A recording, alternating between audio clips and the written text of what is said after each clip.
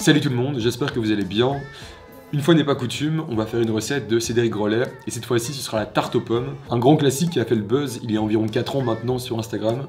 Et voilà, cette fois-ci j'espère que ce sera moi qui vais faire le buzz sur YouTube. Alors sans plus tarder, allez liker la vidéo, mettez un commentaire, partagez-la, faites-vous plaisir, et faites-moi plaisir. Et tout de suite, place à la recette. On va commencer par réaliser la pâte sucrée. Dans un bol, je vais venir sabler ensemble la farine, le beurre et le sel. C'est tout à fait possible d'utiliser la feuille du robot, mais généralement, je préfère le faire à la main.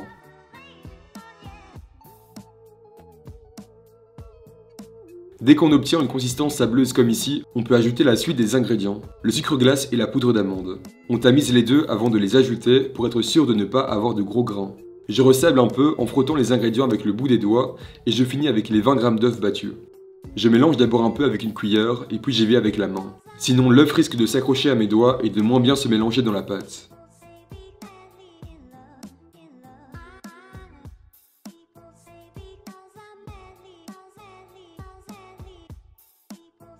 Dès que j'obtiens une boule de pâte, j'arrête de pétrir et je vais venir phraser la pâte sur le plan de travail pour bien l'homogénéiser.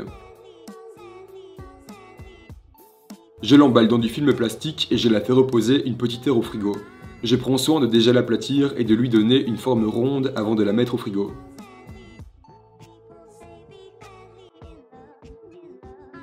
Lorsqu'elle est bien raffermie, je vais pouvoir l'étaler sur un plan de travail légèrement fariné. J'étale à un peu plus de 2 mm d'épaisseur avec un rouleau à pâtisserie. J'alterne des coups de rouleau et une rotation de la pâte pour qu'elle s'étale en formant un rond. Aux bonnes dimensions, je l'enroule autour du rouleau et je viens la déposer sur mon moule à tarte de 18 cm de diamètre. Je fonce le cercle à tarte. D'abord en descendant et collant la pâte contre le cercle, ensuite en venant marquer les coins avec le pouce, et pour finir en retirant l'excédent de pâte. Retrouvez ma vidéo où je vous apprends comment réussir son fonçage dans le lien qui apparaît en haut à droite de l'écran.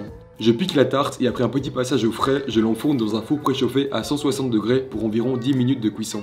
Je badigeonne de dorure et réenfourne pour 5 grosses minutes.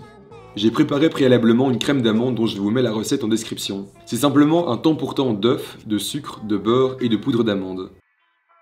J'étale la crème d'amande sur le fond de pâte sucrée et j'y ajoute par-dessus quelques dés de pommes. Je les disperse sur la surface de la tarte, il faut qu'il y en ait partout. Je réenfourne dans le four à la même température pendant 10 minutes. Il faut que la crème d'amande soit mi-cuite à la sortie du four. C'est là qu'elle sera la plus agréable. Pour la compote de pommes, j'aurai besoin de peler et évider 3 pommes. J'ai acheté une dizaine de pommes et je prends les moins rouges pour la compote. Les plus rouges, je vais les utiliser pour les lamelles de pommes et la décoration finale de la tarte. Pour évider les pommes, j'utilise une cuillère parisienne. C'est une technique que j'ai apprise d'un cuisinier et qui facilite grandement la vie.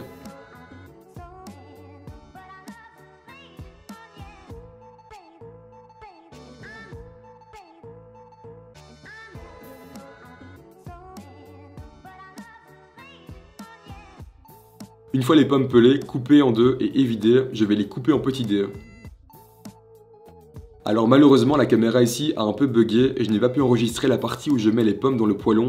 J'ajoute le sucre, l'eau et la vanille en poudre. Pour le sucre, je mets 10% du poids des pommes, donc pour 300 g de pommes, je mets 30 g de sucre. Lorsque le poêlon commence à être chaud, je vais venir mettre un film plastique par-dessus pour faire une cuisson à l'étouffer. Après 15-20 minutes de cuisson, les pommes deviennent translucides. Je vais alors retirer le film pour faire évaporer un peu l'eau et le jus des pommes. Je cuis 2-3 minutes et puis je vais venir écraser les pommes pour en faire une compote. Si vous voulez, vous pouvez même les mixer avec un mixeur plongeant, mais moi je ne préfère pas. Je mets dans un bol, filme au contact et réserve au frigo.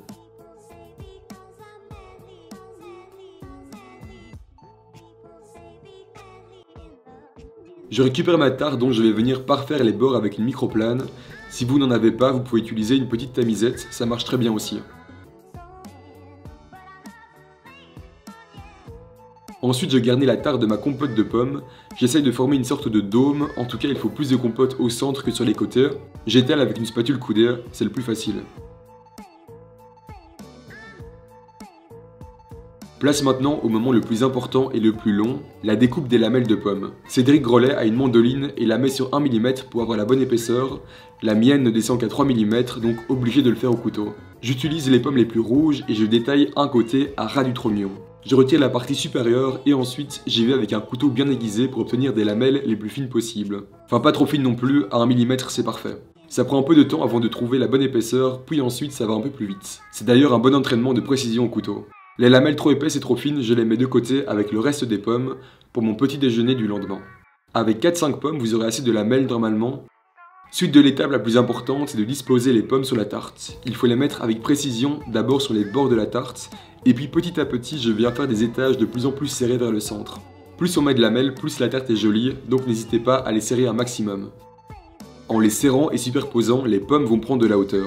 C'est pour ça que je mets plus de compote de pommes au milieu de la tarte.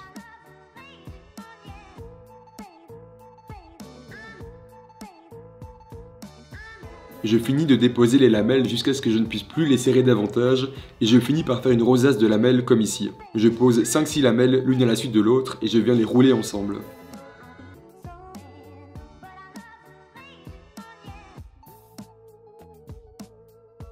Je dépose la rose au milieu des pommes pour finaliser la structure. Ici j'ai encore dû ajouter 1 ou 2 lamelles de pommes roulées pour avoir le rendu espéré.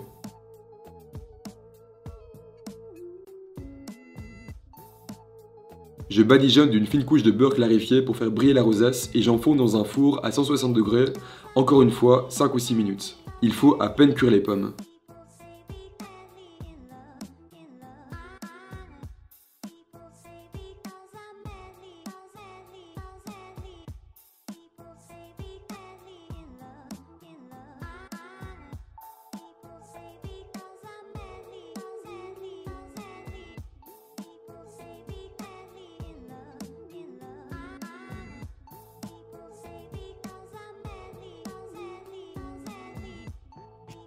Et voilà, c'était la tarte aux pommes façon Cédric Grolet. Que dire, j'étais franchement moi-même étonné un peu du résultat final. Je la trouvais vraiment super belle. Donc voilà, par contre ça se mérite, c'est une tarte comme ça prend très longtemps. Juste pour les pommes, je pense que j'en ai eu pour 20 minutes de coupe et 20 minutes de déposer les lamelles. C'est... oui, faut être dingue. Et franchement, même au niveau de la dégustation, j'ai été agréablement surpris parce que la pâte est bonne, la crème d'amande est vraiment cuite à la perfection, 10 minutes c'est tout ce qu'il faut. Les pommes sont bonnes, la compote de pommes est très bonne aussi. Et le tout ensemble fait que ça match juste bien. Donc vraiment, Cédric Grolet, il n'en rate pas une, toujours des bonnes recettes. Partagez cette recette avec vos amis, comme ça ils peuvent faire la recette pour vous éventuellement. Et puis après vous pouvez manger une bonne tarte aux pommes. C'est un bon deal je pense. Donc partagez-la, s'il vous plaît. Et n'oubliez pas bien sûr de retrouver mon e-book sur la plateforme Patreon. Et moi je vous dis à très vite. Ciao!